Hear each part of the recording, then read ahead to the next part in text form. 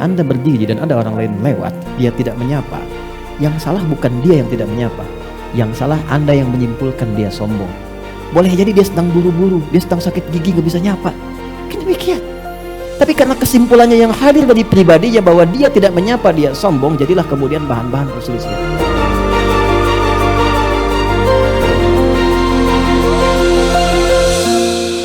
Berikan kami kesempatan untuk mendapatkan bimbingan yang mulia yang mendekatkan kami denganmu.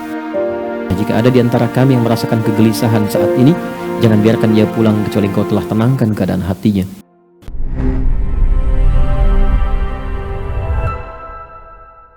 Kita bersyukur, berbahagia, dan memuliakan, mengagungkan Allah Subhanahu wa Ta'ala yang kembali memberikan kesempatan pada kita untuk berkehidupan. Kita bersyukur di antara sekian orang yang hidup, kita masih diberikan kekuatan untuk beriman. Dan kita bersyukur di antara sekian hamba Allah yang beriman sampai hari ini, kita diberi kemampuan untuk membuktikan keimanan kita kepada Allah dengan banyak mengumpulkan dan mengoleksi amal saleh. Mudah-mudahan pertemuan kita di hari ini termasuk bagian dari amal saleh yang diridhai dan dicatat kebaikan oleh Allah Subhanahu wa Ta'ala. Penting untuk digarisbawahi bahwa tidak semua amal yang diduga baik itu Allah senangi atau juga Allah terima. Ada orang salat yang tidak Allah sukai padahal dia salat, bahkan terancam, fawailul lil musallin. Ada orang salat yang terancam, dinilai nggak bagus. Alladzina hum an salatihim sahun, yang lalai dari motif salatnya. Alladzina hum yuraun, yang motivasi salatnya hanya untuk diketahui orang, dikenal orang soleh, orang baik, sehingga menganggap orang lain itu rendah, biasa-biasa, dia yang paling unggul. Allah nggak suka. Ada orang yang baca Quran, bagus baca Quran itu, pahalanya tinggi.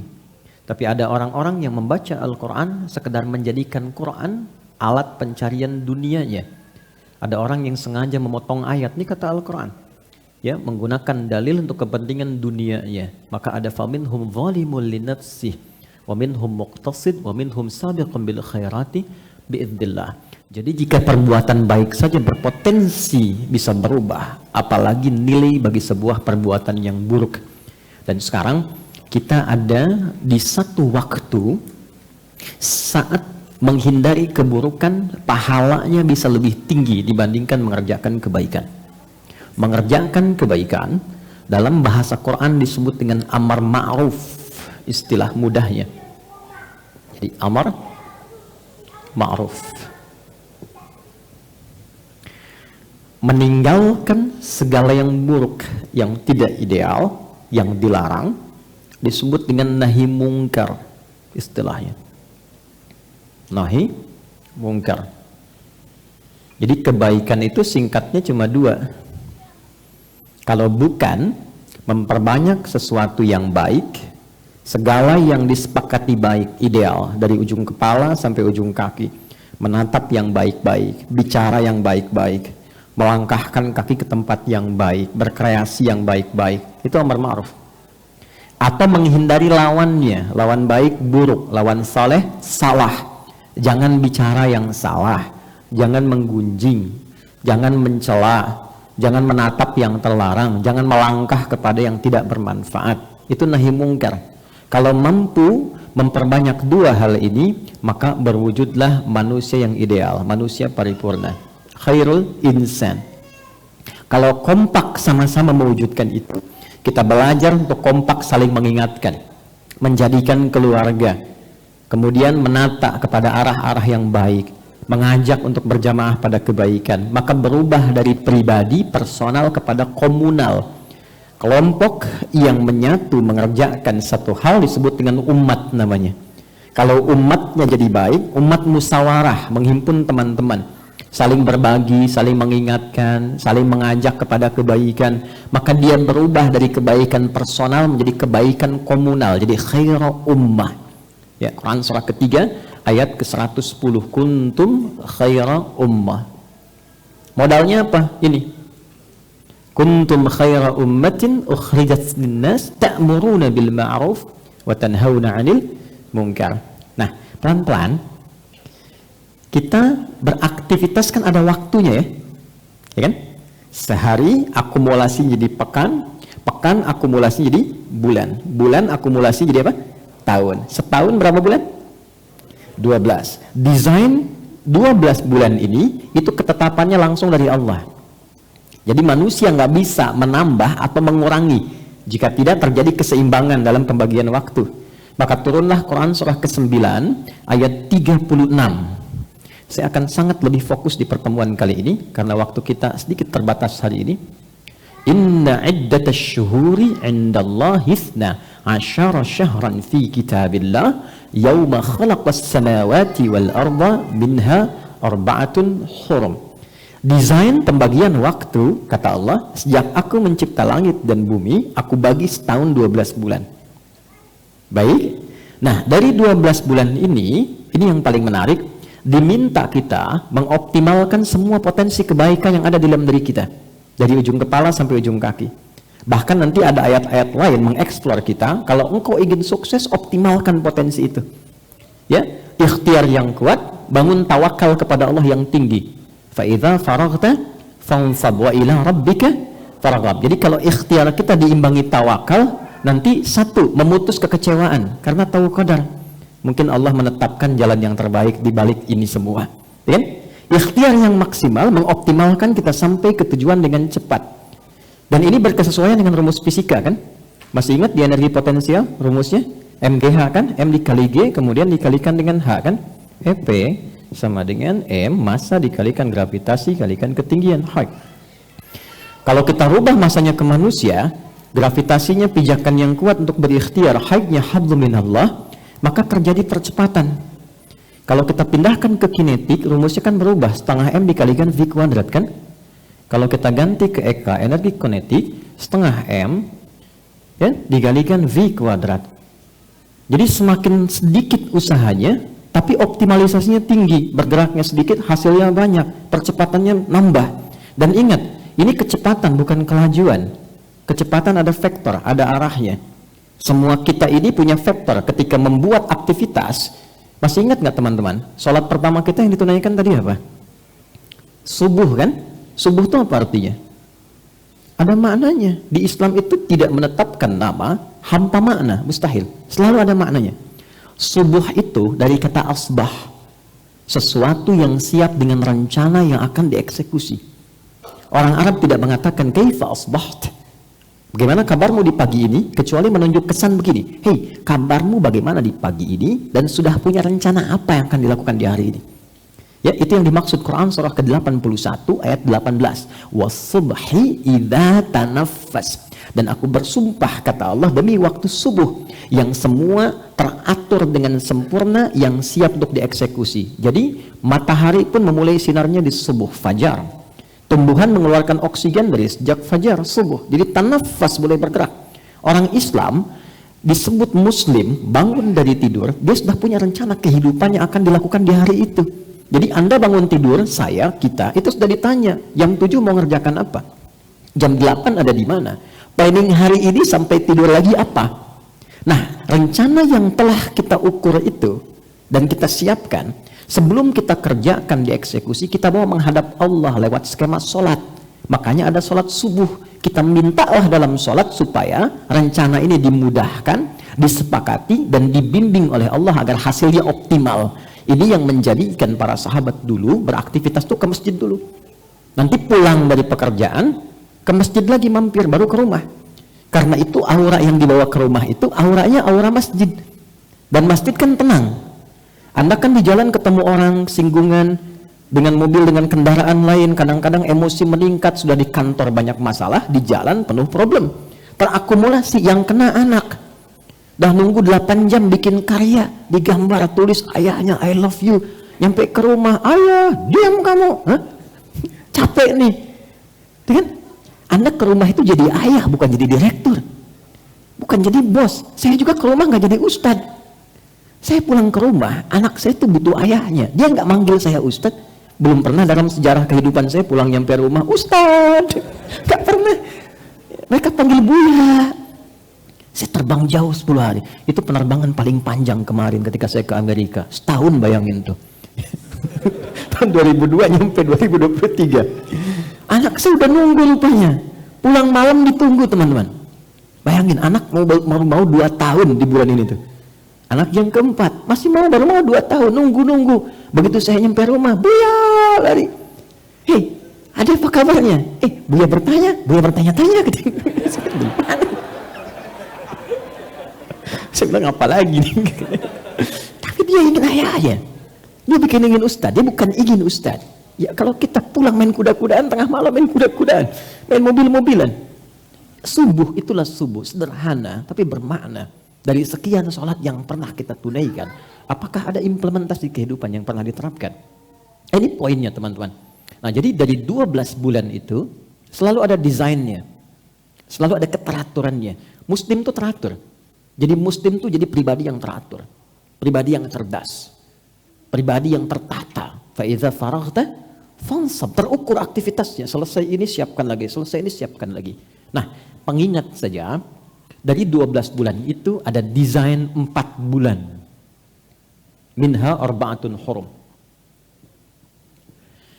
Desain ini khusus untuk melatih kita pada amalan yang kedua nih, nahi mungkar. Untuk membentuk pribadi yang ideal. Ya. Kalau anak-anak nggak apa-apa. Ya, nggak ada masalah. Saya senang dengan anak-anak. Mereka punya bahasa dan energinya masing-masing. Yang problem yang bapak-bapak kekanak-kanakan nih. Nggak apa-apa. Balik sini. Jadi 4 bulan ini desainnya nahi mungkar. Melatih pribadi kita untuk mampu mengendalikan diri dari ujung kepala sampai ujung kaki, menekan potensi salah sehingga yang muncul soleh. Nah 4 bulan ini ketika tiba di waktunya, maka pahala amalan ini bisa lebih tinggi daripada yang ini.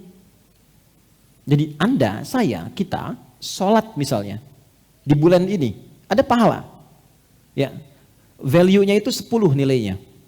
Ya, kalau kita bicara akhirat namanya nilainya pahala ya, yang kita kenal ajrun, hasanah namanya. Nggak kelihatan sekarang, nanti saat akan meninggal ditampakkan.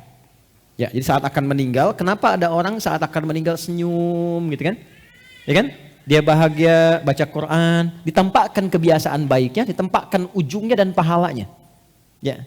Nanti saat kembali ke akhirat, hakiki diberikan. Jadi ada ilmu yakin sekarang diberitahu, ainal yakin ditampakkan saat sakaratul maut, hakul yakin dialami saat berpulang. Ya. Jadi kalau ingin segera tampak ya nggak apa-apa, itu pilihan ya. Tapi kan sesuai ajal gitu ya. Nah ini 4 bulan ini, kalau kita kerjakan, saya sholat dapat pahala 10 kebaikan. Itu ada di Quran surah ke-6, Al-An'am ayat 160. Man jaa bil hasanati falahu asyru amthaliha. Siapa yang menunaikan perbuatan baik yang punya nilai pahala, dia dapat 10 poinnya. Sholat disebut hasanah di Quran. Termasuk hasanah. Quran surah ke-11, Hud ayat 114. Aqimis salata tarafain nahar wa zulafan minal lail innal hasanati yudhibnas sayyiat. Jadi kalau kita salat ada pahalanya. Pahala ini bekal saat pulang ke akhirat nanti. 10 itu begini, 1 keduanya 500 tahun, 2 ketiganya 500 tahun, 3 keempatnya 500 tahun. Demikian selanjutnya. Tapi kalau kita ada di satu di antara 4 bulan ini, maaf, lihat handphone. Mau lihat YouTube ceramah. Tiba-tiba ada iklan yang nggak pantas. Algoritma itu berputar misalnya. Lalu Anda skip tuh, palingkan, ganti. Dengan niat menghindari maksiat, itu pahalanya 2 kali lipat dibanding hari biasa. Kalikan 2. Jadi menghindari maksiat itu sesuatu yang salah. Bukan cuma menghindarkan kita pada keburukan. Itu ada nilai, dihargai, diapresiasi oleh Tuhan. Allah tuh menyayangi. Makanya di ayat Quran surah kedua, ayat 222 itu disebut sosok yang dicintai oleh Allah. Innallaha yuhibbut tawwabin. Allah itu senang pada orang-orang yang sering mengoreksi diri menghindari perbuatan maksiat. Mau melangkah nih, ada tempat yang salah, gak usah ke sini lah, ke tempat lain saja. Nah itu ketika dia berpindah ada pahalanya. Ada orang bikin hoax, ya, bikin berita, terpancing untuk ikut, lalu Anda tahan misalnya, gak jadi, Anda tinggalkan, ada pahalanya. Dan pahala di waktu itu 2 kali lipat. Nah, yang 4 bulan ini nanti dirinci dalam hadis, misalnya Sahih Muslim, karya Imam Muslim. Nomor hadis 1679. Riwayat sahabatnya namanya Abu Bakrah, dikenal dengan Nafi'. Saya baca cepat. Fokus teman-teman, saya tidak bermaksud mengajari, hanya sharing atas apa yang disampaikan oleh Nabi dan beberapa ulama-ulama kita. Qala Rasulullah SAW. Nabi SAW pernah menyampaikan pesan mendalam. Inna zamana qad istadara kahayatih yauma khalaqas samawati wal ard. Kata Nabi, Allah itu sedang mencipta langit dan bumi, sudah mendesain waktu akan berputar begitu saja. Jadi sekarang siang nih, mau jam 11. Besok pun akan ketemu ke situ lagi. Pagi ketemu lagi, pagi. Malam ketemu lagi, malam. Jadi kalau kita nggak isi dengan baik, maka waktu hanya akan berputar begitu saja. Waktunya kan sama, begitu. Yang merubah kan suasananya. Suasana itu kan berdasar pada tindakan kita. Kitanya kreatif, terjadi perubahan. Zaman dulu tidak sama dengan sekarang. Kenapa keadaannya berubah? Bukan waktunya berubah. Kreativitas manusianya yang tidak sama. Sehingga melahirkan karya yang berbeda. Maka kalau Anda ingin menjadi pribadi, kata Nabi, yang sukses, yang baik, isi waktu dengan karya-karya yang gemilang. Punya persiapan. Waktu ini desainnya, ini yang ingin dicapai, goalnya apa? Kalau perlu sampai akhirat turunkan konsepnya. Di Islam itu nggak nanggung, kalau pengen sukses ambil yang paling tinggi. Sehingga effortnya lebih tinggi, nyangkutnya jelas. Kalau nggak sampai di atas, jelas, mungkin di bawahnya sedikit. Ada mahasiswa, kalau dia berharap IPK-nya 4, maka kan usahanya akan lebih tinggi kan? Lebih kuat mencapai itu. Kalaupun nggak nyampe kan 3,9, 3,8. Kalau targetnya cuma 2,75, nyangkutnya di 2,5. Ya. Nah, kata Quran, kalau Anda bikin visi yang panjang, Quran surah ke-59 ayat 18. Ya ayyuhalladzina amanu taqullaha wal tanzur nafsum ma qaddamat lighad. Perhatikan baik-baik, ini indah sekali. Dan nggak ditemukan dimanapun. Kalau Anda mau mapping, bikin planning kegiatan, kata Quran, turunkan semua dimensi kehidupannya. Oke, sekarang kita ada di dunia. Dan ini kita akan tinggalkan kan?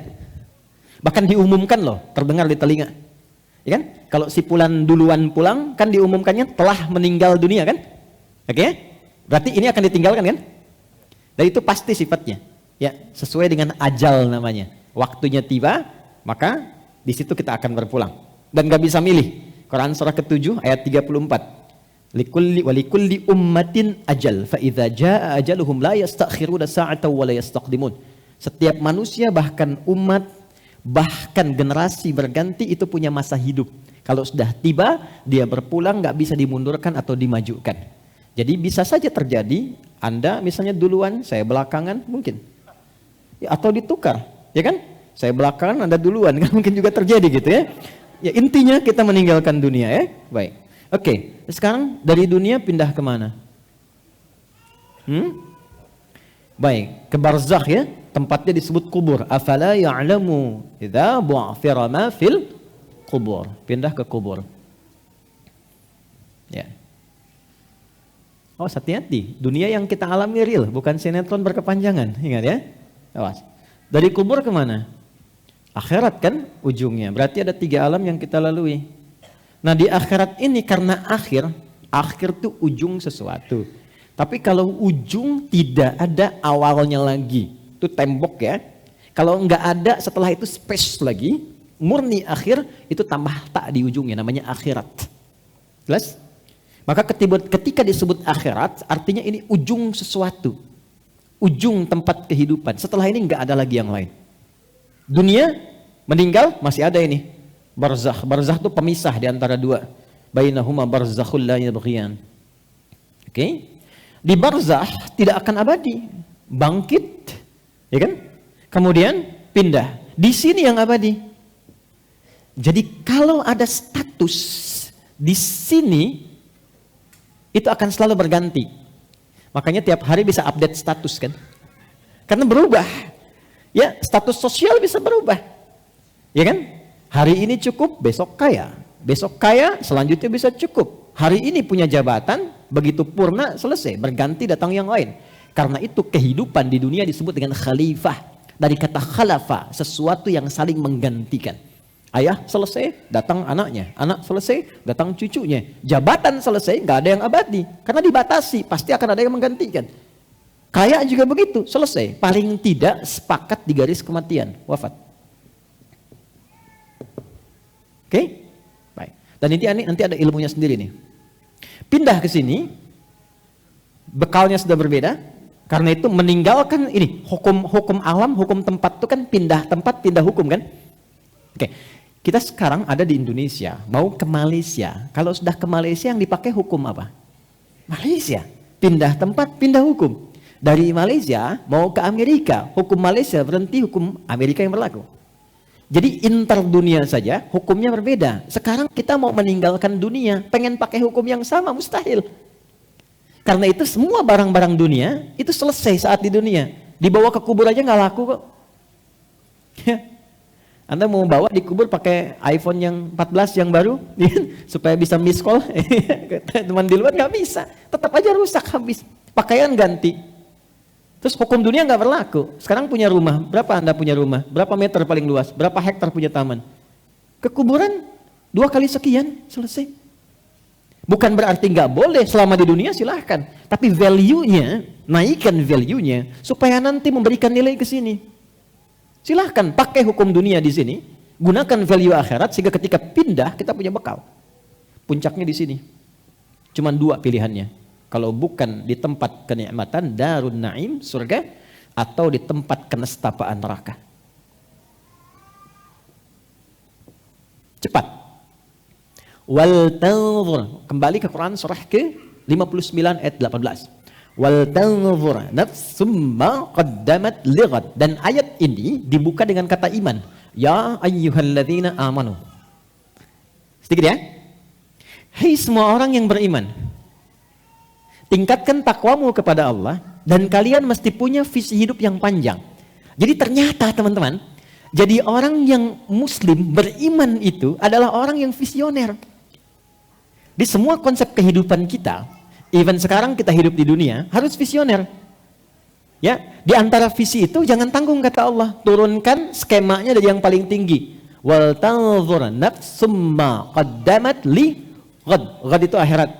Dan Quran itu kalau ngajak muhasabah, itu jangan tunjuk orang dulu. Ternyata tidak keluar, ke dalam dulu konsepnya. Ke dalam. Maka kita mulai koreksi ke dalam dengan turunnya Quran surah ke-66 ayat yang ke-6. Kita bahas dari sini pembahasan utama kita. Nanti baru masuk ke materi yang saya akan buatkan kurikulumnya sampai akhir tahun ini. Jadi insya Allah pembelajaran kita akan tersambung, berkelanjutan sampai dengan akhir tahun. Supaya Anda tahu kalau mau belajar di sini dengan saya kajiannya apa gitu. Nanti saya akan berikan resumenya supaya juga ada catatan yang bisa dibawa. Ya, selain nanti terdokumentasikan lewat video yang mungkin bisa diakses kembali. Baik, saya mulai teman-teman dengan Quran surah ke-66 ayat 6 dulu. Ini dasar pengantarnya hari ini, setelah itu masuk ke kurikulumnya.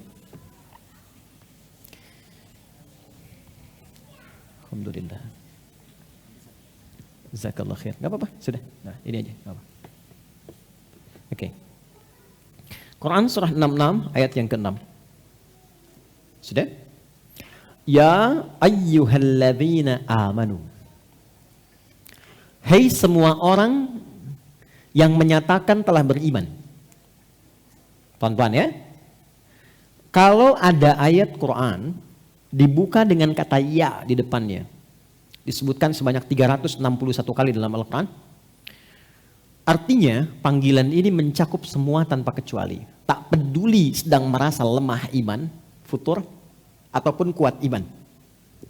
Ya, indikasinya iman itu begini standarnya. Lihat dicek, bisa dicek di sholat. Ya, dari panggilannya saja. Subuh tadi jam berapa? 4:30 gampang ya. 4:35, oke kita ambil 4:35. Ini nanti standar ngujinya ada di Quran surah ke-4 ayat 103, ditafsir di Quran surah ke-8 ayat ke-2. Ini cara ngujinya nih, cara ngukur iman sedang kuat, standar atau tinggi. Innas salata kanat 'alal mu'minina kitaban mawquta. Quran surah ke-4 di akhir ayat 103. Orang beriman itu pasti tahu waktu salat. Nah, nanti untuk ngecek imannya bagaimana? Quran surah 8 ayat 2. Innamal mu'minuna alladzina idza dzukirallahu wajilat qulubuhum. Insan beriman itu untuk mengecek ada sinyal iman atau tidak, kata Allah akan disebutkan nama Allah. Nanti ada konfirmasi di imannya, getaran. Nah, karena itu disebutkanlah dalam sehari nama Allah diperdengarkan ke telinga. Bahasa Arab telinga itu udun. Jamaknya disebut adzan. Adzan itu dari kata udun, artinya telinga.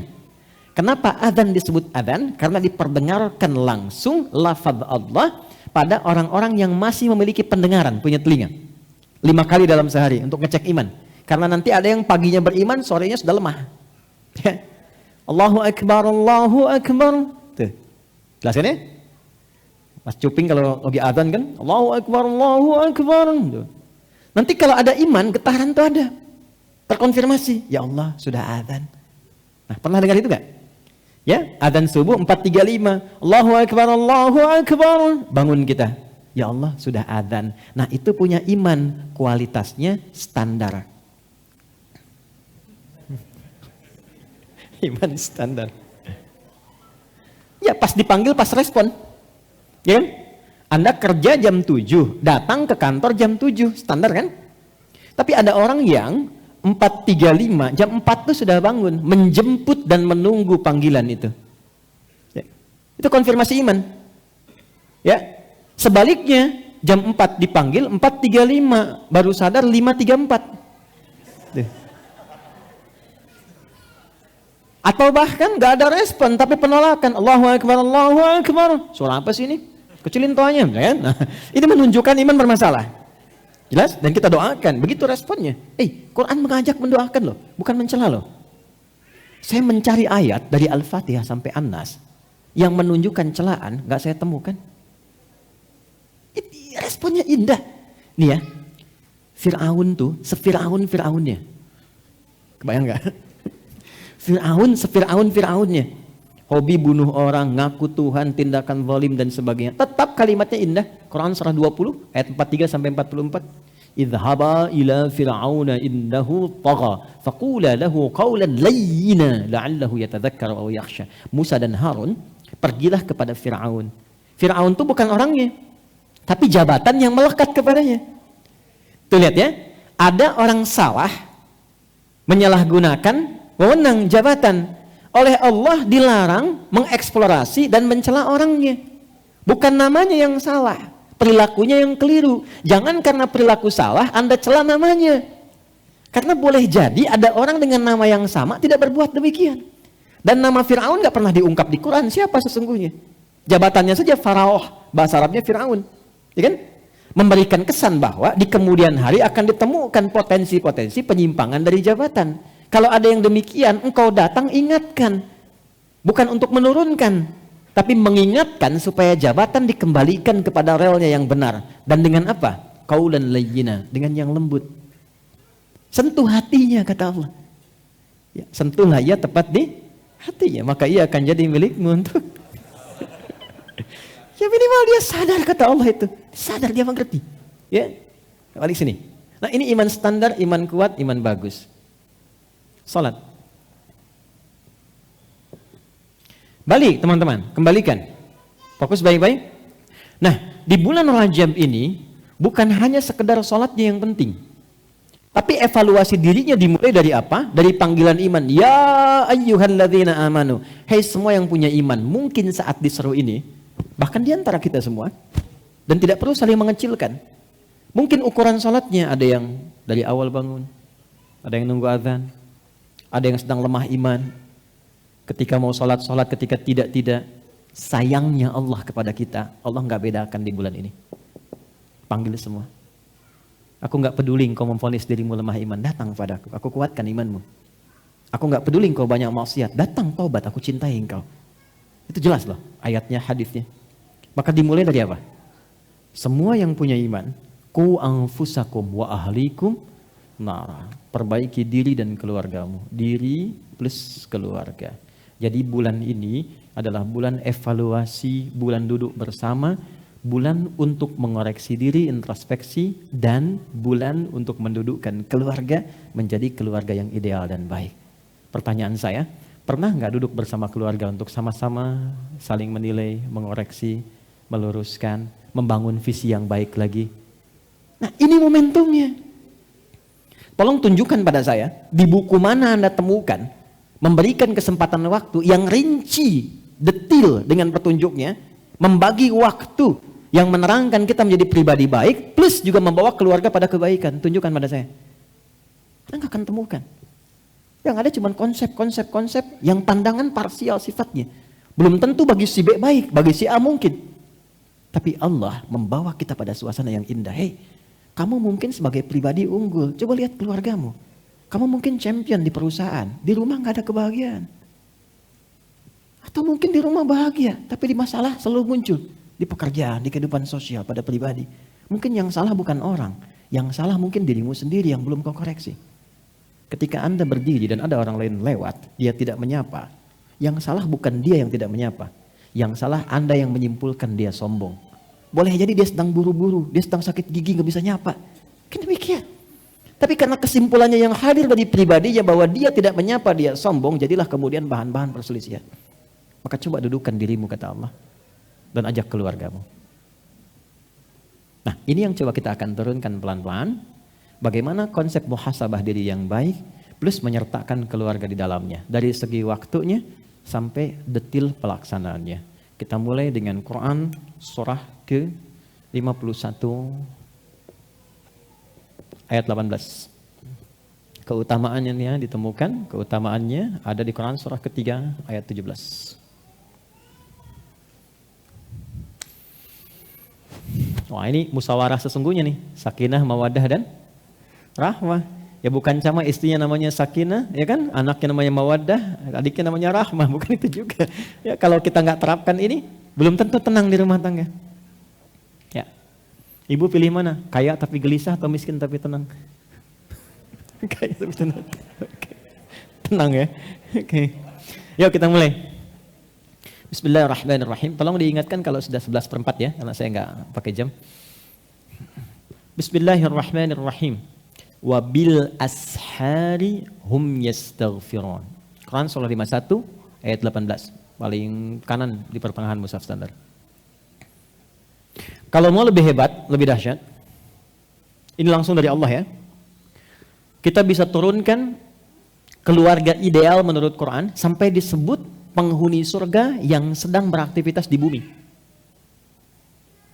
Calon penghuni taman surga yang sedang beraktivitas di bumi. Dari ayat 15-nya, Quran surah 51 dari ayat 15. Dimulai dari situ dulu.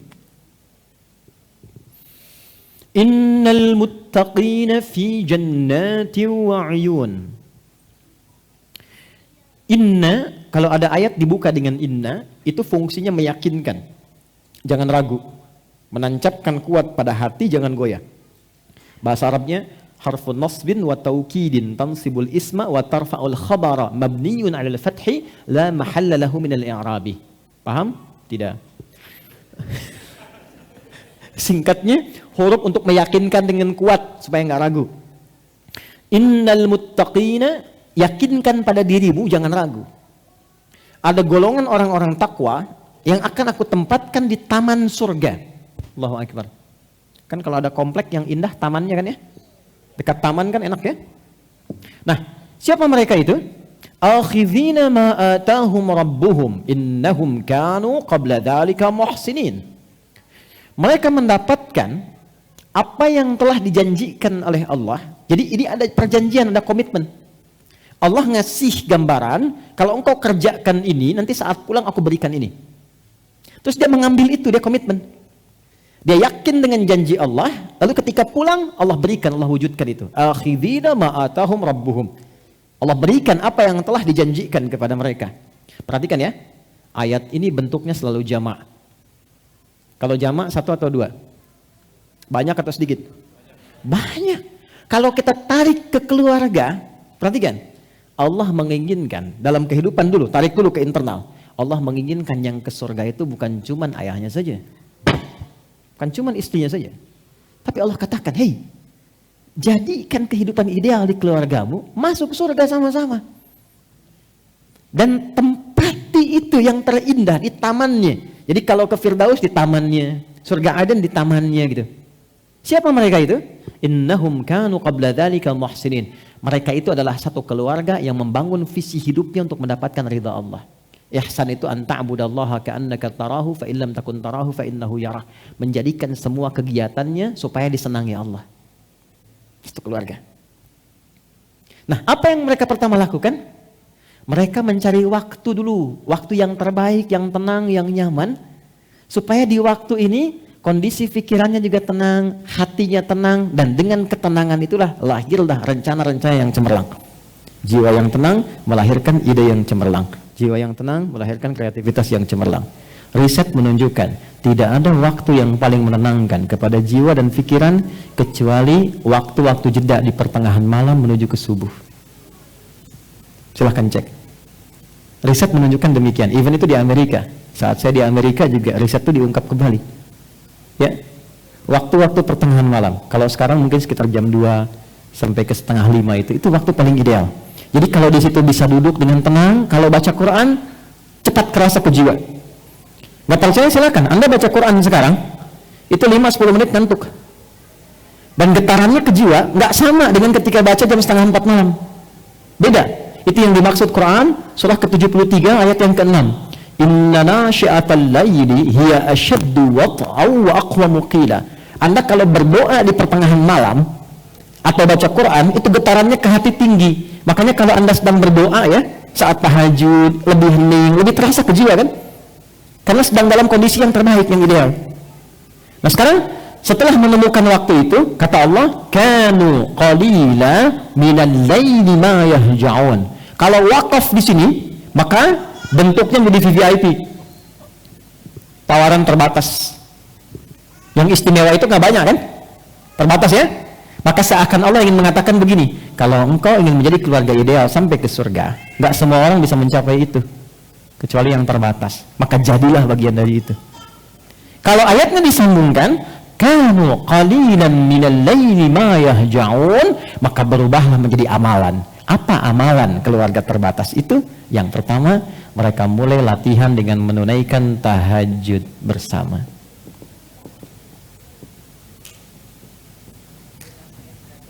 Quran surah ke-51 ayat 15 sampai ayat 18. Sekarang saya masih di ayat ke-17. Sudah? Pelan-pelan ya. Oke, sekarang gini.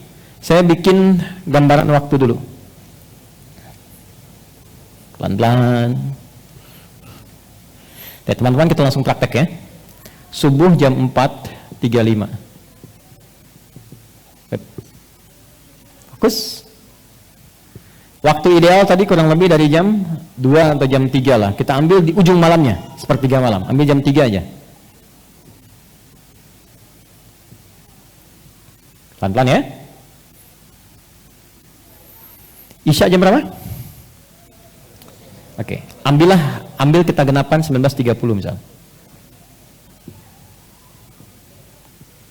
Dari Isya sampai ke sini, ini lail namanya. Lail, al-lail.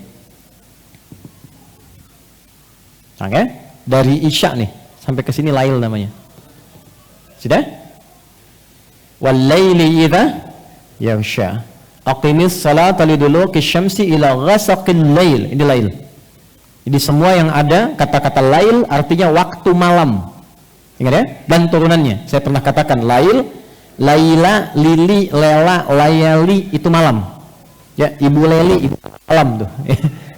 Lail. Fokus. Sampai sini ini ujung malam, sepertiga malam. Tahan dulu ya, ini penting. Subuh 4.35, 15 menit ke 30 menit menjelang subuh, kita batasin lah di tengah-tengahnya, di 15 atau 20 menit lah. 20 menit menjelang subuh, ini subuh nih. Yang ini 20 menit sebelum subuh, namanya sahar. Waktu sahar, waktu singkat menjelang fajar, menjelang subuh. Saya ulang ya. Dari Isya ke sini, lail. Dari sini ke sini, baik. Ini masih ujung malam, sepertiga malam akhir. 20 menit sebelum subuh, namanya apa? Sahar. Perhatikan baik-baik desain Quran yang sangat indah. Kalau Anda ingin jadi keluarga ideal, kata Allah, bangun malam dulu, siapkan sebelumnya. Di tahajud itu bangun setelah istirahat, kompak istirahat dulu, baru bangun malamnya. Dari kata hajada, hajada itu jim dal, kegiatan yang dilakukan malam hari setelah tidur dulu. Kalau nggak tidur, begadang malam misalnya langsung sholat, itu nggak disifati tahajud, namanya qiyamul lail. Nama umum qiyamul lail. Tapi kalau Anda istirahat dulu, bangun malamnya, berusaha untuk bangun malam saja hajada. Berusaha sungguh-sungguh untuk bangun, tambah tak di depannya, tak. Kalau nggak mudah bangunnya, sampai Anda mesti berusaha optimal, tambah tasydid sebelum huruf akhirnya, tahajjud. Sifatnya disebut tahajud. Quran surah ke-17 ayat 79. Wa minal laili fatahajjad, dan dari sebagian malam nih berusahalah keras untuk bisa bangun. Kenapa pakai tak dan tasydid? Karena memang nggak mudah untuk bangun. Makanya kan mau bangun jam 3 alarmnya 3 kali kan? Jam 2, 2:04, jam 2:30. Iya kan? Alarm pertama untuk mematikan alarm kedua kan? Alarm kedua bersiap-siap alarm ketiga. Alarm ketiga baru sadar begitu tak begitu jam 5 kan? Awal-awal alhamdulillah yang dihisap niatnya kan. Oke, pertama. Ini tahajud. Dia sudah kompak. Mama kalau bangun duluan, ayah bangunin ya. Tapi kalau sulit gimana? Siram aja pakai air. Baik. Fokus. Siapin. Ada apa di tahajud ini? Allah sudah janjikan ada waktu-waktu yang spesial, yang kalau bahkan keluarga bisa melakukannya, yang pertama Allah berikan ketenangan dalam hati satu keluarga itu. Nah, ketenangan ini yang dibutuhkan dalam rumah tangga. Ini sakinah yang Anda dambakan. Jadi ketenangan itu maksudnya ketenangan untuk melahirkan kemampuan mengatasi persoalan dalam kehidupan. Nah, ketenangan yang datang setelah kesulitan itu pergi, itu disebut sakinah namanya. Ketenangan yang datang lewat ibadah disebut tumakninah namanya. Nah, kita butuh sakinah untuk mengolah semua persoalan supaya mudah diatasi. Karena kadang-kadang ketika Anda punya masalah dan berdoa, kadang Allah nggak langsung kasih solusi. Tapi bentuk yang kedua, Allah kuatkan hati Anda sehingga mampu mengatasi persoalan itu. Itu yang mahal. Masalahnya nggak langsung selesai, tapi Anda tuh bisa sabar menjalani itu. Terus kan meningkat kemampuannya. Sehingga dengan itu ketika mampu melewati tantangan yang ini, di depan ada tantangan baru, Anda sudah punya energi lebih besar untuk menghadapinya. Itu yang mahal. Nah, ini kalau kompak dihasilkan sejak awal, maka ketika bangun yang pertama diberikan ketenangan. Apa rumus hadisnya? Prakteknya sholat tahajud itu bisa berjamaah untuk berlatih. Kita temukan Quran di hadis ya, hadis dulu. Hadisnya diriwayatkan oleh Imam Abu Daud di kitab Sunan Abu Daud. Nama aslinya Abu Daud ini aslinya Sulaiman dari Sijistan, dikenal dengan Sulaiman As-Sijistani. Beliau itu punya kemampuan hafal hadis luar biasa, sampai kalau disebutkan cepat jawab. Ini sahih, ini dhaif, ini asalnya begini, ini sanadnya begini. Lunak lisannya terhadap hadis. Ada nabi yang melunakkan besi disebut Nabi Daud, maka ada orang komen di masa itu kalau ada Nabi Daud yang melunakkan besi, maka ini lisannya mampu melunakkan hadis dengan mudah. Maka dikenallah dengan Imam Abu Daud. Ada juga yang mengaitkan kepada keturunan. Nama aslinya Sulaiman As-Sijistani. Menulis kitab namanya Sunan. Sunan itu kitab hadis yang disusun berdasarkan urutan fikih. Jadi kalau Anda ingin tahu cara sholat, cara wudhu yang benar, nyambungnya jangan ke Al-Bukhari dulu. Buka kitab Sunan. Jelas ya? Misal pengen tahu caranya turun dari i'tidal, mau sujud nih, lutut dulu atau telapak tangan dulu. Anda kalau buka di Al-Bukhari, sampai kiamat kurang 2 hari nggak akan ditemukan. Karena memang nggak ada. Adanya di kitab ini. Ini bukan masalah sahih dhaifnya. Nomor hadis 1367, saya cepat. Rawinya Ibnu Abbas radhiyallahu taala anhuma. Qala kana an-nabiy sallallahu alaihi wasallam idza istayqadha min nawmihi fajalasa famasaha bi yadihi min athari nawmihi faqara khawatim surah Ali Imran fadhahaba ila shinin mu'allaqa fatawadda.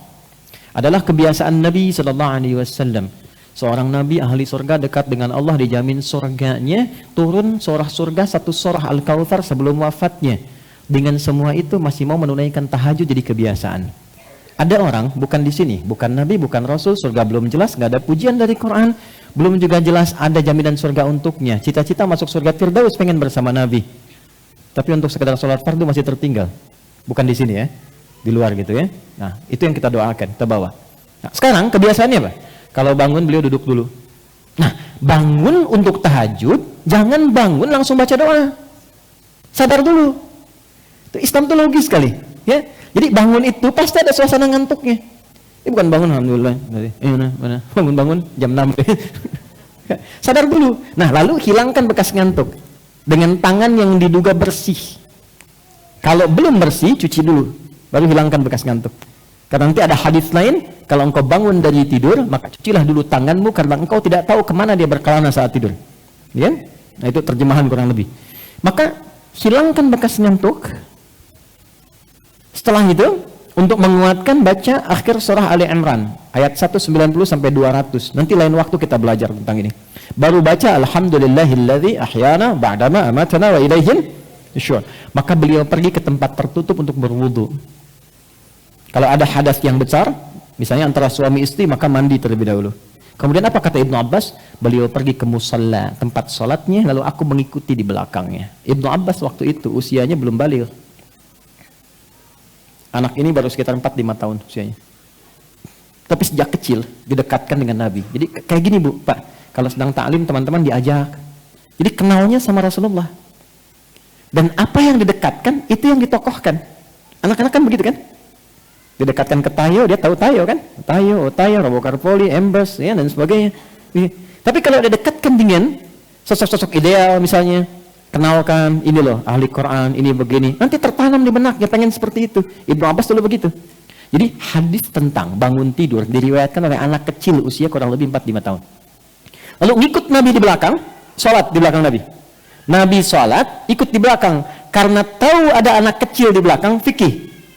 Anak yang belum balik, yang belum bisa mengontrol dirinya, kalau ada sesuatu yang diduga bermasalah, maka jangan tinggalkan di belakang, dekatkan samping orang dewasanya. Maka dibuatlah baris jajar. Gitu ya, itu sampai sebegitu detailnya tuh di Quran. Ya, di hadis Nabi contohkan. Jadi dari sini kita banyak belajar tuh. Nanti boleh saf bersamaan sejajar kalau makmumnya satu. Kalau imam kan jelas satu ya. Baik ya, makmumnya satu boleh sejajar. Nanti kita belajar. Tapi hadis ini sekaligus menunjukkan kebolehan sholat malam berjamaah. Jelas ya? Ibnu Abbas itu siapa? Keponakan Nabi. Ini latihan di keluarga. Dan pernah ada sahabat-sahabat juga, Al-Bukhari nomor hadis 2010. Ya, sampai dengan 2012, sampai dari Aisyah radhiyallahu taala anha, Sayyidah Aisyah, sampai ke hadisnya Umar bin Khattab. Ada beberapa sahabat datang ke Nabi sallallahu alaihi wasallam, pengen tahu cara salat malamnya Nabi. Maka bertanya, bagaimana salat malamnya Nabi? Kata Sayyidah Aisyah, la tas'al an husnihinna wa tulihinna. Yusalli arba'an, thumma yusalli thalathan. Aduh, jangan tanya deh panjang dan bagusnya. Indah salatnya Nabi. Kalau dengan saya biasanya 11 rakaat 4-4-3. Di tempatnya Sayyidah Maimunah 11 rakaat 2-2-2-2-2, ujungnya 1. Nanti kadang lebih daripada itu. Nabi melatih yang standar. Penasaran orang-orang ini. Abdullah bin Mas'ud radhiyallahu taala anhu, Ubay bin Ka'ab radhiyallahu taala anhu, dan beberapa yang lain. Besoknya ketika tidak dengan di rumahnya, mengikuti Nabi malamnya, ikut tahajud di belakang Nabi. Benar kata Sayyidah Aisyah. Rakaat pertamanya 100 ayat Al-Baqarah. Dikira akan ruku, ternyata tidak. Disempurnakan Al-Baqarah 286. Dikira akan ruku, udah siap-siap, nyambung Ali Imran. Rakaat pertama. Dikira akan ruku, nyambung An-Nisa sampai ayat 176, 5 juz 4 halaman. Baru habis An-Nisa, ruku, Allahu Akbar. Besoknya gak ikutan lagi tuh. Tapi ini menunjukkan kebolehan salat berjamaah, tahajud untuk melatih diri, mendapatkan kekhusyuan, mendapatkan bacaan yang menenangkan. Nah, saya mau katakan nanti kalau ada yang tanya, apa dalilnya tahajud berjamaah? Anda sampaikan, hadis riwayat fulan, nomor sekian, oh sekian. Ayatnya Quran surat sekian, surat sekian. Tahu dari mana? Udah tanya Ustaz Adi. Ada dalilnya ya? Jadi nggak semua kita tempatkan, nggak ada dalil, nggak ada contoh, nggak dikerjakan. Tidak, ada skemanya. Nah, nanti kalau sudah siap, bangun, ambil wudhu, usahakan di rumah. Tapi ini rahasia ya. Di antara kita saja. Kasih hari ini. Kalau bisa, bikin mihrab. Oke? Bikin apa? Mihrab. Dan gak harus mewah, gak harus luas. Saya waktu pertama pulang dari Tripoli, kontrak, petakan, ada 3 petak. Satunya kami siapkan mihrab. Sehamparan sejadah aja. Mihrab itu tempat yang disebut dalam Al-Quran yang mempercepat terkabulnya doa, please mendatangkan rizki yang melimpah. Itu ada di Quran surah ketiga Ali Imran ayat 37. Maryam punya mihrab. Tidak harus di masjid, di rumah bisa dibikin. Tapi tolong itu khususkan ibadah saja. Jadi di luar ibadah keluar dari situ. Termasuk bikin status ya, masuk situ ceklik, maaf ya sedang di mihrab jangan ganggu. Keluar. Jadi sholat, baca Quran, berdoa di situ. Perhatikan baik-baik. Kalau punya agak luas tempatnya, siapkan malam bangun. Buka dengan sholat dulu. Antum latihan teman-teman, yang ikhwan. Kan imamnya antum. Imamnya kan antum. Masa anak anda sekarang sudah mulai membaca, menghafal. Ya kan? Bapaknya juga semangat. Di sekolah kami, tidak ada anak masuk sekolah kami, kecuali ibunya juga mesti ikut. Perjanjian di awal. Anaknya belajar, ibunya belajar. Anaknya tahsin, ibunya tahsin. Jadi pulang dari sekolah, anak setoran ke ibunya, ibunya pun sudah satu level. Nah antum naikkan yang laki-laki karena antum imamnya. Gak apa-apa, mulai dari yang rendah, jangan panjang-panjang dulu.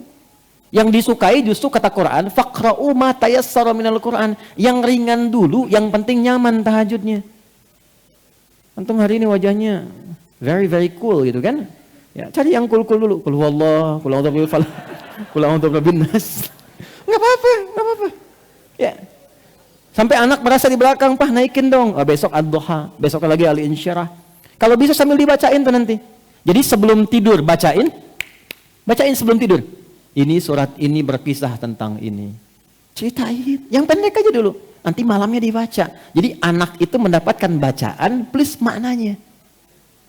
Nah, setelah mendapatkan ketenangan, maaf ya, jangan ngambil yang ideal dulu, 11 misalnya, capean nanti. 3 rakaat aja dulu. Dan bangunnya, gak usah terlalu jauh ke subuh. Kalau subuh 4.35, mulai sholat tuh jam 4 aja dulu. Nanti berhenti di jam 4 misalnya, lewat 20. Ya, ada 15 menit tersisa. Supaya gak terlalu jauh dengan subuh. Bangun jam 2, sholat jam 3, tidur lagi setengah 4, bangun jam 6. Ideal. Pepetin dulu ke subuh. Jurusnya tuh pepetin ke subuh. Supaya saat bangun, nggak terlalu jauh ke subuh jaraknya. Begitu sudah mendapatkan kenikmatan dalam sholat, jiwanya tenang. Ini yang saya maksudkan. Kita cepat, masuklah ke sini sahar. Apa yang dikerjakan di sahar ini? Yuk baca ayatnya, ayat 18. Quran surah 51, ayat 18. Wabil ashari hum yastaghfirun. Ada ayatnya? Oke ya, Quran surah 51 ayat 18. Wabil ashari hum yastaghfirun. Dan ketika masuk di waktu sahar, hum itu artinya mereka. Kalau mereka banyak kan? Kita bawa ke keluarga definisinya. Dan ketika masuk waktu sahar, keluarga itu kompak yastaghfirun, mengoreksi diri, bermuhasabah, bermohon kebaikan kepada Allah. Caranya bagaimana? Tuh. Pak, maaf teman-teman, agak hening sebentar. Karena nggak mudah ini, butuh ketenangan, kesungguhan, ketulusan. Setiap personalnya membuka diri. Suami, istri, anak-anak, siapa duduk? Mulai dari ayahnya. Ma, mohon maaf selama ini mungkin belum menjadi ayah yang baik. Tidak seperti mungkin yang penuh kau harapkan. Anak-anak, papa mohon maaf. Mungkin dibalik kesibukan belum membersamai. Banyak hal-hal yang kalian inginkan belum papa penuhi. Belum mampu membuat kalian dekat dengan Allah secara baik. Setelah itu, alihkan kepada Allah. Ya Allah, ampuni saya ya Allah. Mohon jadikan ringan hisab keluargaku. Dan jangan jadikan ya Allah maksiat yang aku kerjakan menular kepada keluargaku. Ampuni aku yang mungkin karena salahku istriku banyak berbuat maksiat. Ampuni yang mungkin karena salahku anak-anak jauh ya Allah. Anak-anakku jauh darimu. Mintakan ampunan kepada Allah dalam suasana waktu itu. Demi Allah beda dengan sekarang. Di waktu itu ketika Anda ucapkan demikian terbuka kepada keluarga dan mohon petunjuk kepada Allah, datanglah sakinah di situ. Dan pada saat yang bersamaan datang rahmat. Lalu istri menyusul, Pak, Mama juga minta maaf. Selama ini banyak berbuat salah. Banyak berbuat hal yang tidak penting dalam hidup. Anak-anak Mama mohon maaf. Yang paling indah itu ketika anak Anda mengatakan, bahkan si kecil, Papa, mohon maafkan Nanda selama ini kurang baik sama Mama dan Papa. Kurang rajin sholatnya, kurang banyak doanya. Demi Allah, ketika semuanya sudah berkata, lalu duduk mengatakan, Ya Allah, ampuni kami, Ya Allah. Ampuni kami, Ya Allah. Sayangi kami, Ya Allah. Astagfirullah. Astagfirullah. Duduk semua. Enggak ada di waktu itu kecuali malaikat, hadis sahihnya mencatat dan mengatakan, setiap yang kamu mohonkan, jika engkau minta ampun, Allah langsung ampuni. Hadis qudsi. Ghafartulak, aku ampuni semua dosamu, engkau minta, aku jawab semua doamu. Anda bisa kerjakan ini semalam aja, nggak percaya malam ini kerjakan. Lihat hasilnya setelah itu. Bedakan rasanya, rasakan bedanya, pasti akan terasa bedanya. Dan ini bukan teori, ini perintah, anjuran. Anda nggak percaya silakan. Anda membiasakan begitu setiap menjelang subuh, tenang keluarga, terbuka semua. Walaupun mungkin awal-awalnya seperti canda. Mama mohon maaf ya Pak, banyak salahnya. Emang ya. Ini awal-awal, tapi setelah itu suasananya kan lebih enak. Lebih enak gitu. Nah di situ nanti lebih enak dengan anak-anak nyaman. Dengan orang tua juga hubungan baik gitu. Semuanya cair. Ambil sedikit aja semak, walaupun cuma 5 menit. Coba lihat setelah itu apa yang terjadi. Ini pahalanya bukan hanya tinggi, nanti di surga. Ditempatkan di tempat yang terbaik dan itu senilai dengan orang yang sholatnya khusyuk, senilai dengan orang sedekah, senilai dengan orang sabar. Di ayat Quran surah 3 ayat 17. As-sabirina was-sadiqina wal-qanitina wal-munfiqina wal-mustaghfirina bil ashar. Orang yang rajin istighfar di waktu sahar itu, Allah kuatkan dirinya setara dengan orang sabar. Nanti kalau ada kesalahan di rumah, anak salah nggak cepat dimarahin. Karena tadi sering koreksi, diterima itu. Suami salah nggak diekspor. Ya, kenapa Papa begini? Emang kenapa? Tuh. Enggak, salah. Oh iya, ya Allah. Bimbing suami saya. Ya Allah, bimbing istri saya. Sama, ketemu. Gelombangnya sama. Wal qanitina, ke salat lebih khusyuk. Wal munfiqina, rizkinya lancar karena saling mendukung. Suaminya mau berangkat, istri SMS, Papa, semangat ya, tenang, doa Mama senantiasa mengiringimu. Nah. Anaknya kirim WA, Pak, jangan cari yang haram ya. Tuh. Aku bisa kuat gak makan sehari, puasa gak apa-apa, tapi aku gak tahan panasnya neraka walau sedetik. WA dari anak bungsu tuh, nyampe ke Anda. Mau jawab apa? Hari pertama di sekolah TK, di PAUD, di anak-anak kita. Itu ayahnya diminta ngantar. Ibunya. Nanti ayahnya pergi, ada yang tentara pakai seragam tentara. Ada yang macam-macam pakai. Itu anaknya mengatakan depan ayahnya. Pak, semangat ya. Jangan cari yang haram ya, biar aku belajarnya dan cepat bisa hafal Quran dan belajarnya lancar di sini. Anda pulang depan anak. Nggak ada yang nggak menangis. Turun, dipeluk anaknya, dicium. Dan berhasil. Dan ayahnya pulang mendapatkan anaknya sudah murojaah Quran. Hilang penatnya. Malamnya bangun. Nah, saya kira ini momentumnya Rajab. Dan kalau Anda nggak kerjakan bulan ini tinggal setengah bulan lagi. Kalau Anda nggak coba sekali saja, Anda tunggu bulan depan. Nggak ada momennya, bukan Rajab lagi. Kalau Anda bisa kerjakan sekarang, bisa optimalkan, maka kemuliaan di bulan ini, latihannya kita bisa optimal. Nggak ada waktu yang tidak bermanfaat. Setelah itu apa? Kita bawa latihan lewat sholat. Karena itulah perintah menerima sholat adanya di bulan Rajab. Dalam peristiwa Isra dan Mi'raj. Pas waktunya? Oke. Jadi saya kira ini pengantarnya, nanti kurikulumnya tentang sholat. Karena sholat bukan sekadar di Rajab, tapi sholat di setiap waktu. Nah, informasi untuk teman-teman kita semua, materi untuk ke depan, saya insya Allah akan buatkan kurikulum khusus tentang sholat. Pembahasannya di insya Allah semua aspek. Dari bacaan, gerakan, dari mulai nama, kenapa namanya ini, kenapa gerakannya begini, kenapa tangannya di sini, kenapa nggak begini, kenapa rukunya lurus, apa maknanya Allahu Akbar, kenapa nggak baca Allahu Rahman. Kita akan belajar pelan-pelan, ya sampai ke ujungnya. Saya buat kurikulum setahun dulu. Karena materi ini untuk 3 tahun. Ya, satu persatu sampai dengan ke ujungnya. Jelas insya Allah? Paham ya?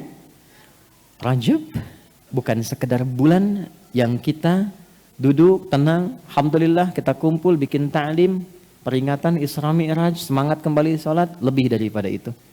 Rajab bisa jadi bulan introspeksi, bisa jadi bulan untuk keluarga, tapi Rajab adalah bulan menata diri sehingga menjadi pribadi yang lebih baik dan keluarga yang ideal ke depan. Saya kira saya cukupkan dulu. Saya buka sesi untuk kita berdialog, ada kurang lebih 10 menit ke depan untuk kita optimalkan. Dipersilakan, Mas Adrian. Bismillahirrahmanirrahim. Alhamdulillahirrabbilalamin. Jazakallah khairan katsiran Ustadz Adi Hidayat atas ilmu yang Masya Allah syarat sekali dengan manfaat. Sedikit cerita apa yang tadi disampaikan hari ini itu sepertinya kena banget khususnya untuk diri saya. Mungkin kalau teman-teman pernah mendengar alasan saya berhijrah di 2013. Karena 2012 Allah uji dengan kehilangan harta benda yang begitu besar untuk saya pada saat itu. Sehingga nggak punya apa-apa. Lalu kemudian yang saya jalankan pertama kali memang benar seperti Ustadz adalah sholat tahajud. Pada saat itu nggak punya kerjaan, nggak ada syuting. Rasanya job itu selalu nggak pernah didapetin. Sampai kemudian yang saya dapatkan bukan pekerjaan, tapi benar adalah ketenangan. Setelah tenang berbulan-bulan, perlahan-lahan baru Allah berikan kesempatan atau jalan keluar. Dari rezeki yang nggak diduga-duga. Mungkin teman-teman ingat 2013 ada sebuah televisi swasta yang baru, ya saya sebut aja Net TV. Yang kemudian pada saat itu saya juga nggak nyangka karena teman-teman saya semua adalah Masya Allah senior-senior. Ferdi Hasan, Irgi Ahmad Fahrezi, Coki Sitohang, banyak banget. Tapi kemudian Mas Tama malah memberikan saya kesempatan yang dianggap lebih junior untuk membawakan sebuah program Indonesia Morning Show. Yang selama 3 tahun saya jalankan. Terkait dengan apa yang materi ini adalah apa? Kenapa kok pekerjaannya yang mengharuskan saya bangun jam 3 pagi setiap hari Senin sampai Minggu. Karena acaranya live Ustadz jam 6 pagi. Jadi diberikan sama Allah pekerjaan yang membuat saya untuk nggak lalai untuk bisa mendapatkan ketenangan itu. Dan itu adalah mahal sekali. Itu sedikit aja perjalanan saya bahwa kalau kita memang akhirnya mendapatkan sesuatu, apakah itu ujian dari Allah? Dulu mungkin saya diuji dari harta. Yakin pasti ada kebaikan di baliknya. Mungkin Allah kepengen mendengarkan tangisan kita, pengen mendengarkan aduan kita. Dan waktu-waktu yang paling mustajab, Masya Allah, benar adanya seperti Ustadz katakan adalah di sepertiga malam, yaitu di waktu tahajud.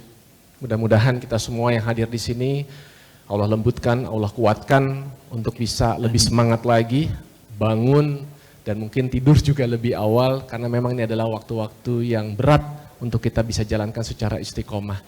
Baik teman-teman semua, di waktu yang sangat singkat ini saya berikan kesempatan untuk bertanya, waktunya kurang lebih hanya 10 menit. Mungkin yang pertama izin ladies first atau men's first? Men's first ya, Masya Allah. Oke, barakallah. Tafadol Mas. Assalamualaikum warahmatullahi wabarakatuh. Waalaikumsalam. Ustadz singkat aja karena waktunya dikit. Di bulan Rajab ini tadi kan ada yang Ustadz sampaikan tentang mengoreksi diri ya. Nah saya mau nanya nih sebenarnya mungkin di luar mungkin bisa relate. Cuman mungkin saya lagi sering nyoba sholat di masjid sekarang Ustadz. Nah di lingkungan saya kan di rumah di Bintaro tuh masjid banyak banget gitu ya. Macam-macam lah mungkin Ustadz tahu lah. Nah di situ ya saya nyoba masjid di rumah saya tuh di kampung lah gitu. Jadi masjid kampung pernah, masjid komplek pernah dan lain-lain. Nah saya menemukan tuh dari ilmu yang minim banget saya punya gitu kadang-kadang kayak ada rasa gitu kayak jadi kok ini nggak rapet chefnya ini nggak itu di masjid itu beda lagi gitu.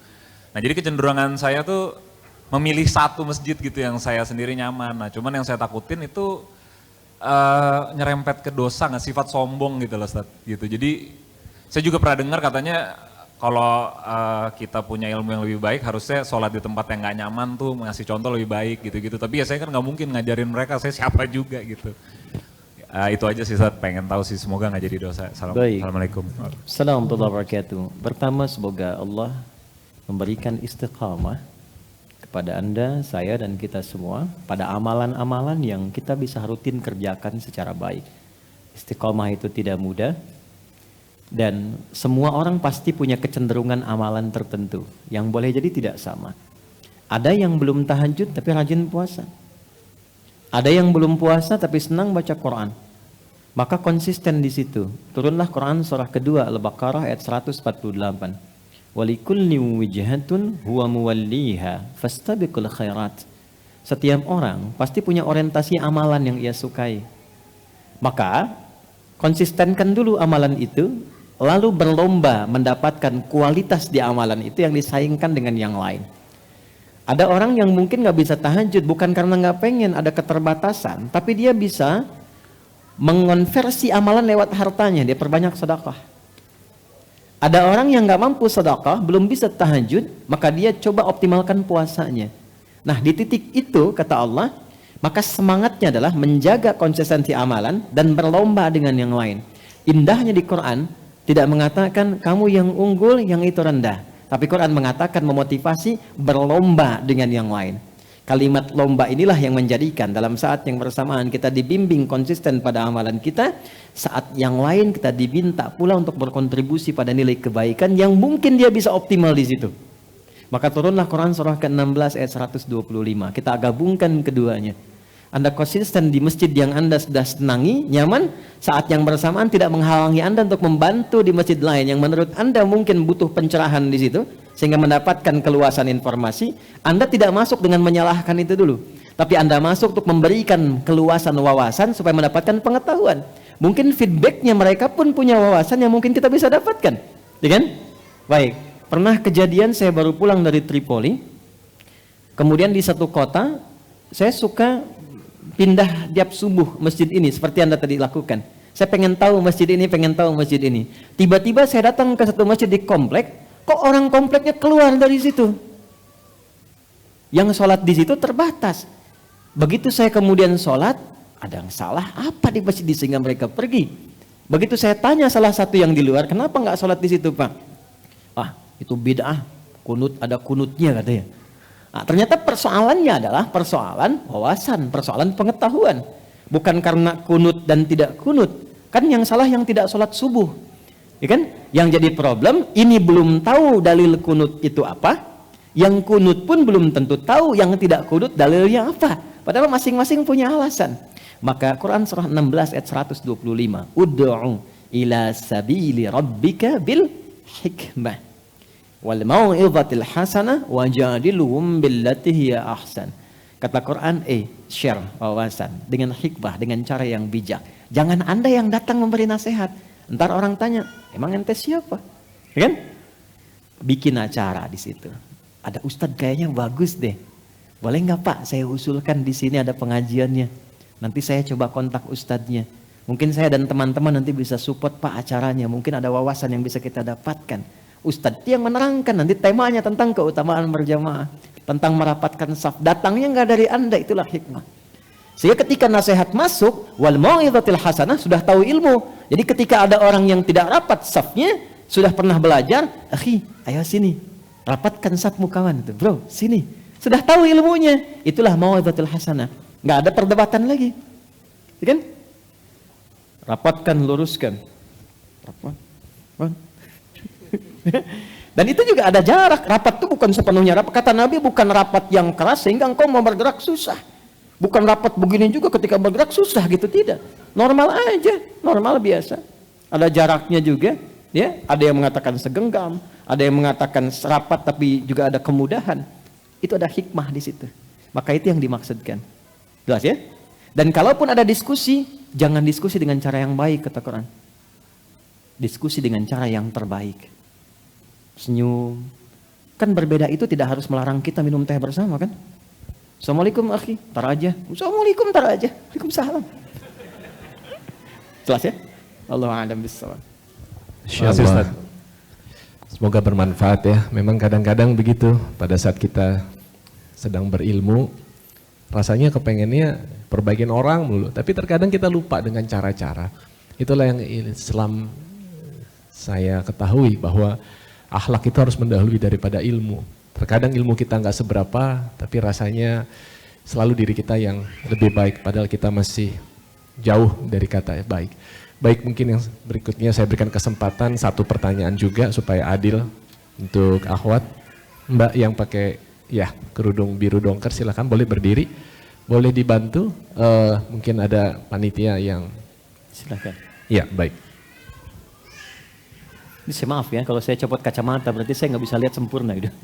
Assalamualaikum warahmatullahi Saya wabarakatuh. hormati melihat tapi saya Ya, silakan. silakan. Assalamualaikum warahmatullahi wabarakatuh. Waalaikumsalam warahmatullahi wabarakatuh.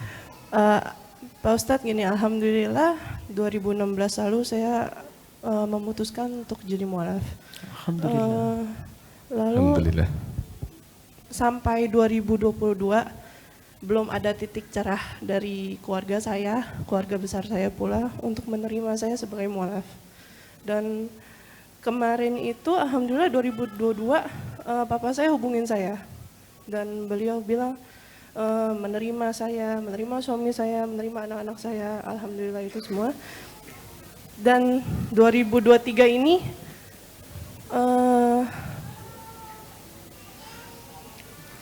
papa saya minta saya datang ke rumahnya saat kemarin tahun baru Cina. Gitu. Di situ saya bertengkar sama suami karena suami bilang nggak boleh, gitu. Karena kita tidak boleh mengucapkan pun, merayakan pun tidak boleh. Akhirnya pecah lagi. Sekarang papa saya marah, keluar kata durhaka. Dan saya pun jadi bertengkar hebat sama suami. Sebenarnya bagaimana ya Ustadz? Karena saya merasa harusnya kita udah mulai baik gitu dengan keluarga saya, tapi ternyata masih tidak bisa. Saya udah melakukan tahajud, udah sholat istiqoroh juga udah, tapi belum ada jawabannya Ustadz. Baik. Itu aja. Makasih. Baik, yang pertama, semoga Allah melembutkan hati kita semua. Baik Anda, suami, mungkin di sini atau di rumah, ayah, keluarga, dan dengan kelembutan itu mampu menjadikan kita lebih dekat dengan Allah dan menjadikan hubungan dia siapapun berjalan dengan baik dan mulia. Quran surah ke-31 Luqman ayat ke-14 sampai 15. Spesifik ayat 15, tapi korelasinya dengan ayat 14 begitu tinggi. Wa wassaynal insana biwalidayhi hamalathu ummuhu wahnan ala wahn wa fisaluhu fi 'amain an ishkur li wa li walidayka ilayyal masir. Perhatikan ayat 15-nya. Wa in jahadaka ala an tusyrika bi ma laysa laka bihi ilmun fala tuti'huma wa sahibuhuma fid dunya ma'rufa. Highlight ayatnya baik-baik. Kata Allah, berbaktilah sempurna pada kedua orang tuamu, ayah dan ibumu.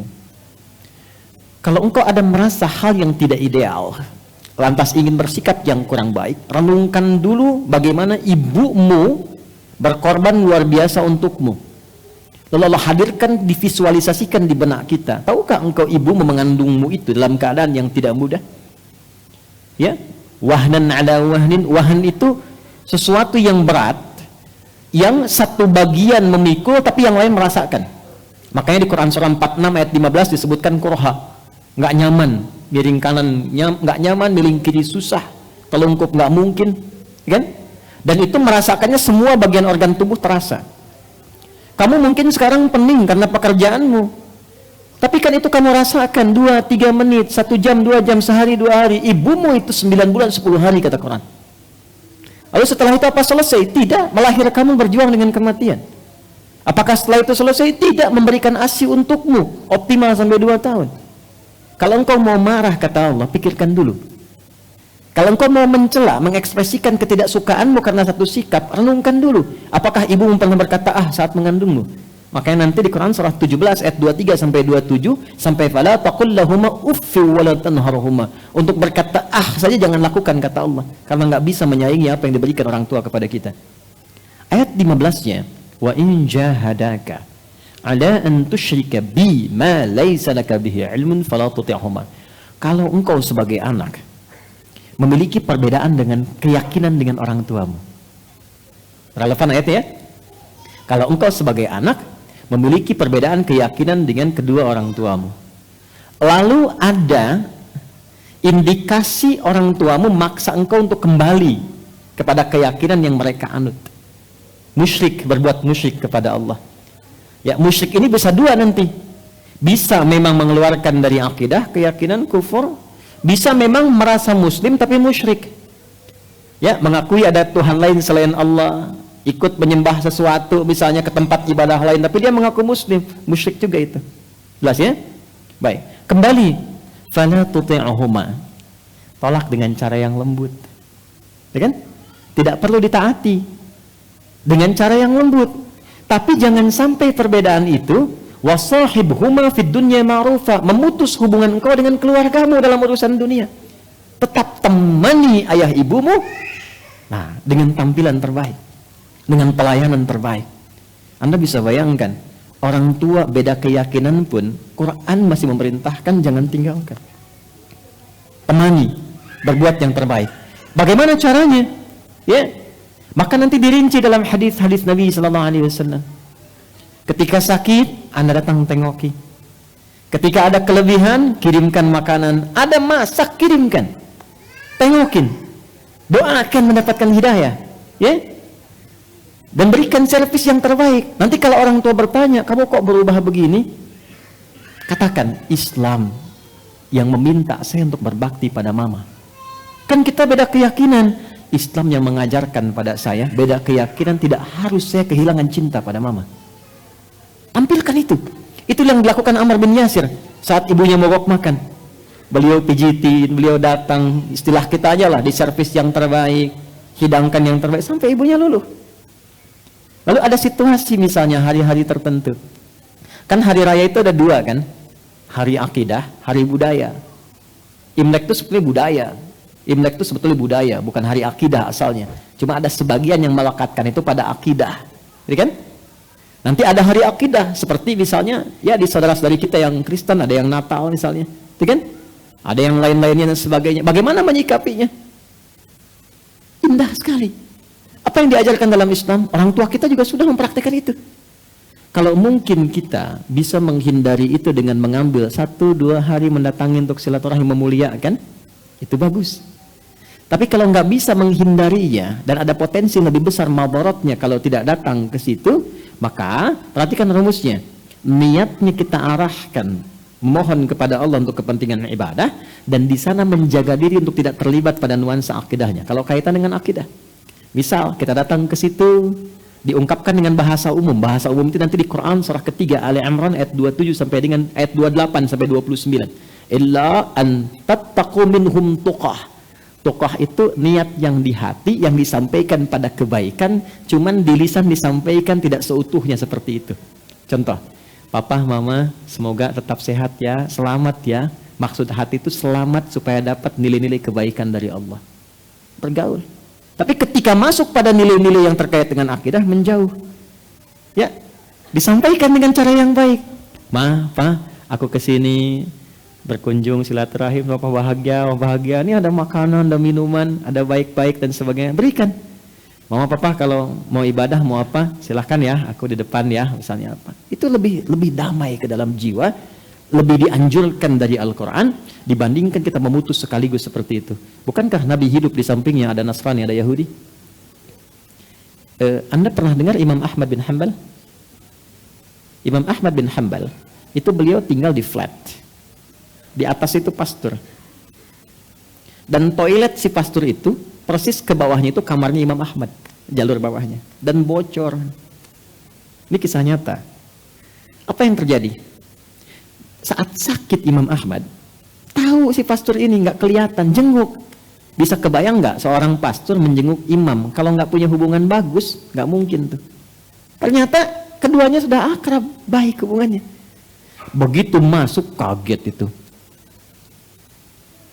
Imam mahadha katanya. Bocorkan, baunya terasa, dan ditadah di bawahnya pakai ember.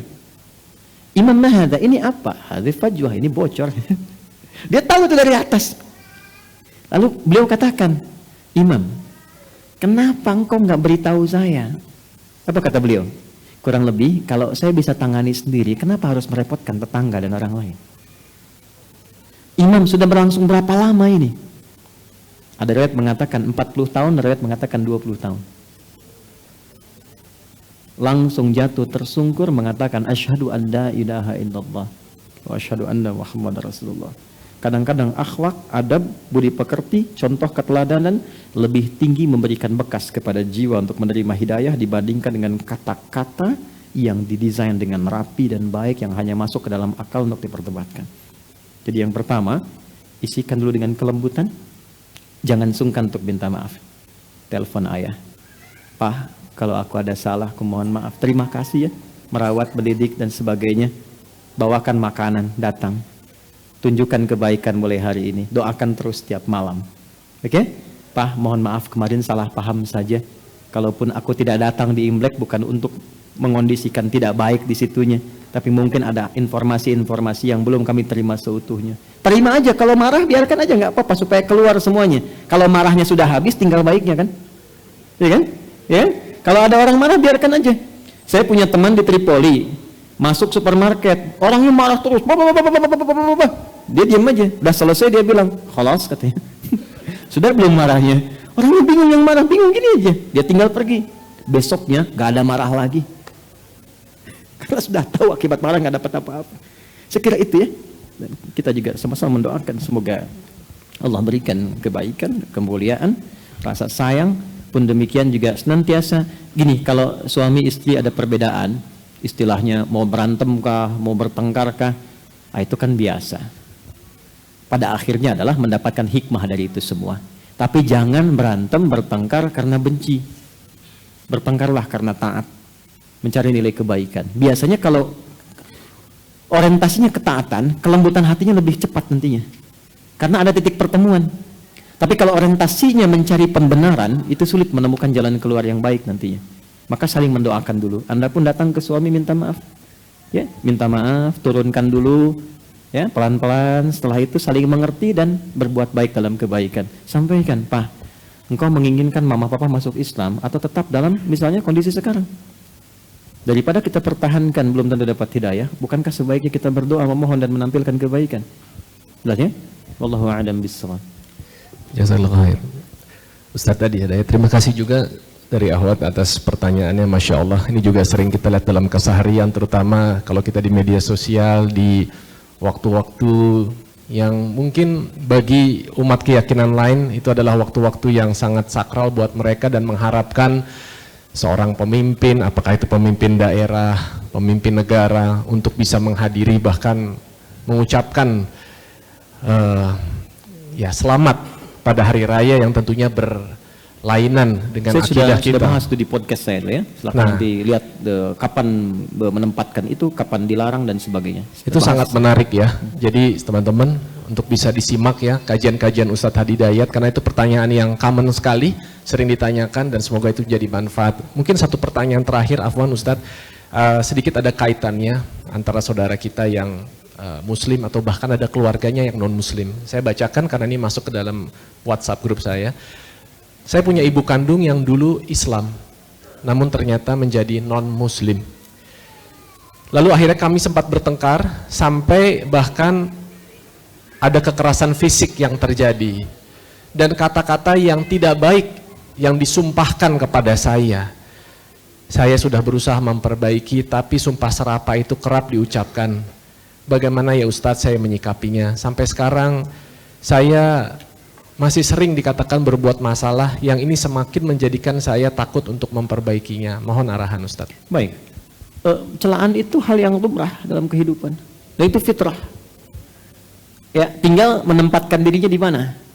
Kalau Anda orang baik, kata Imam Syafi'i, Anda pasti akan dicela oleh orang yang kurang baik. Kalau Anda kurang baik, pasti Anda akan dicela oleh orang yang baik. Celaan dari yang baik kepada yang kurang baik mengingatkan ia supaya kembali baik. Celaan dari yang tidak baik kepada yang baik adalah pengukuhan dari Allah bahwa Anda sudah menjadi baik. Begitu menempatkannya. Kita nggak mungkin lepas dari celaan. Allah dicela oleh orang kafir, malaikat dicela, Rasul dicela, Nabi dicela, ulama dicela. Anda Tuhan bukan, malaikat bukan, Rasul bukan, Nabi bukan, sahabat bukan, nggak pengen dicela, itu mustahil. Ya, itu mustahil. Pasti kita akan dapatkan. Anda mau ngaji ke sini, sebelumnya kumpul-kumpul di tempat mungkin yang kurang ideal. Tiba-tiba ngaji, teman Anda bilang, "Soleh," padahal namanya Adrian misalnya. Ya, kalimat soleh itu sebetulnya bukan ingin mengejek, tapi pengukuhan yang Allah titipkan lewat lisan orang itu bahwa Anda sekarang sudah mulai menjadi lebih baik. Maka nggak perlu marah. Disitulah turun Quran surah ke-25 Al-Furqan itu. Wa ibadur rahmanil ladzina yamshuna 'alal ardi hauna wa idza khatabahumul jahiluna qalu salama. Ya, alhamdulillah masih Adrian kok, masih Maulana juga gitu kan. Cuma kita berusaha menjadi lebih baik. Wow, ahli surga nih. Enggak juga, belum jelas. Mungkin kamu bisa lebih baik dibandingkan dengan saya. Pelan-pelan. Setelah itu berpisah, biar dia berpikir dulu. Malamnya doakan. Besoknya kirimkan makanan. Tumben ngasih. Bukan. Quran yang mengatakan untuk berbagi. Kalau Allah ada rizki, mudah-mudahan baik diterima. Besoknya dia telepon lagi. Adrian, enggak ada. Dari Quran enggak ada lagi enggak? Bentar lagi. Tapi dia sudah mulai bilang kan, sudah mulai dekat tuh, sudah mulai keluar tuh. Jadi cara menyikapinya bagaimana? Proporsional saja. Apalagi itu keluarga sendiri, orang dekat sendiri. Kalau memang yang dimiliki baru itu, ya memang punyanya itu. Yang harus ada itu adalah kelapangan hati. Kelapangan hatinya. Nah, apa yang diberikan oleh Allah, boleh jadi begini. Ini adalah ayat Anda. Quran surah ketiga, surah Ali Imran ayat 133 sampai 134. وَسَارِعُوا إِلَى مَغْفِرَةٍ مِّن رَّبِّكُمْ وَجَنَّةٍ عَرْضُهَا السَّمَاوَاتُ وَالْأَرْضُ أُعِدَّتْ لِلْمُتَّقِينَ الَّذِينَ يُنفِقُونَ فِي السَّرَّاءِ وَالضَّرَّاءِ وَالْكَاظِمِينَ الْغَيْظَ وَالْعَافِينَ عَنِ النَّاسِ وَاللَّهُ يُحِبُّ الْمُحْسِنِينَ. Bergegaslah engkau senantiasa mengoreksi diri dan berharaplah punya tempat pulang yang lebih baik. Ada ya tempat yang aku siapkan seluas langit dan bumi. Seluas langit dan bumi, surganya. Untuk bagian dari orang takwa. Apa ciri orang ini? Pertama, dia gemar berbagi. Baik dalam keadaan dia lapang, bahkan saat tak punya pun dia berusaha berbagi. Minimal dia merekomendasikan. Tapi ayat ini, perhatikan kaitannya dengan Anda yang bertanya, wal kadhiminal ghaidha, dia sanggup menahan amarah. Mungkin ketika dititipkan celaan dari orang tua, dari ibukah misalnya, mencela Anda, boleh jadi bukan untuk mencela, untuk menghapuskan dosa-dosa Anda yang mungkin punya salah waktu dirawat oleh ibu di waktu kecil. Dan untuk mewujudkan keinginan Anda pengen punya surga, pengen dekat dengan Allah. Sekarang Allah kasih jalannya. Wal'afina 'anil nas. Supaya ibu pun nggak punya beban kepada Anda, maafkan. Terima dulu itu dengan kelapangan hati. Jadi setiap dilatih kan pada akhirnya sudah terbiasa. Nah, orang yang hatinya lapang diberikanlah oleh Allah surga seluas lapangan. Kadang-kadang hati seluas samudra tidak hanya dicukupkan pada sinetron saja, ya, tapi harus diwujudkan dalam bentuk kehidupan. Ya, nanti kan babnya banyak tuh. Hati seluas samudra itu kan sabar, suci dalam debu kan tayamum gitu ya. Ya, saya kira itu ya. Jadi berlatih, terima dulu. Mungkin itu cara Allah memberikan anugerah kepada Anda yang terbaik, menyiapkan surga seluas langit dan bumi. Dan menghentikan atau menghilangkan semua potensi hal yang mungkin salah di waktu kecil. Saat yang bersamaan mungkin itu caranya merespon supaya orang tua mendapatkan hidayah. Doakan, satu, terima dengan baik. Yang ketiga, tidak mengurangi bakti Anda kepada kedua orang tua, sekalipun tadi maaf sekali mencela, mencaci, mencerta dan sebagainya. Terima kasih mah, mungkin saya banyak kurangnya. Kirimkan aja makanan terus. Doa, pulsa habis kirimin pulsanya. Dasar anak kurang begini, kirim pulsa cuma segini. Tambah lagi, pelan-pelan. Nanti sampai di titik terakhir perjuangan kita, dan mudah-mudahan kita berdoa sama-sama supaya diberikan hidayah kembali, agar kembali berislam dalam kebaikan.